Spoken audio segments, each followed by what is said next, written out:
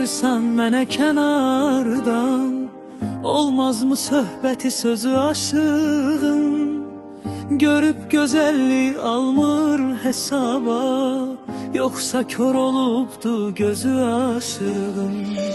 Nəyə dolanırsan bu dağı daşı, gəlsən də mənimlə dərd yükü daşı. Sinəmi yandırdı eşkin ataşı, yaşım haqlayıbdı yüzü aşığın. Tanımam könlümə dəyə bilməzsən, sən məni sındıra əyə bilməzsən, sözünü üzümə deyə bilməzsən, gülməzmi siffəti yüzü aşığın? Tanımam könlümə dəyə bilməzsən, sən məni sındıra əyə bilməzsən, sözünü üzümə deyə bilməzsən, gülməzmi siffəti yüzü aşığın?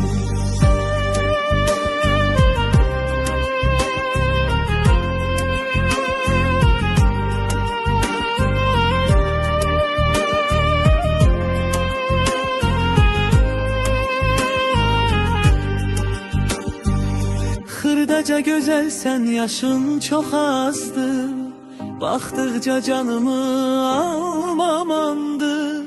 Təzə evlənmişəm, xəbərin olsun, başımı bəlaya salmamandır.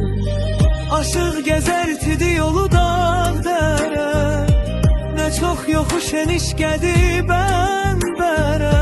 Söz ilə arxamı vurma gəl yerə, bulut tək tutulub dolmamandır.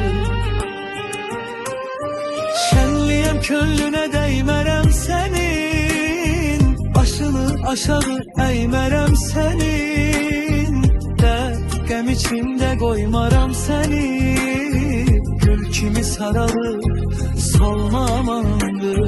Şənliyəm könlünə dəymərəm sənin, başını aşağı əymərəm sənin, dərd qəm içimdə qoymaram səni, gül kimi saralıb solmamandır.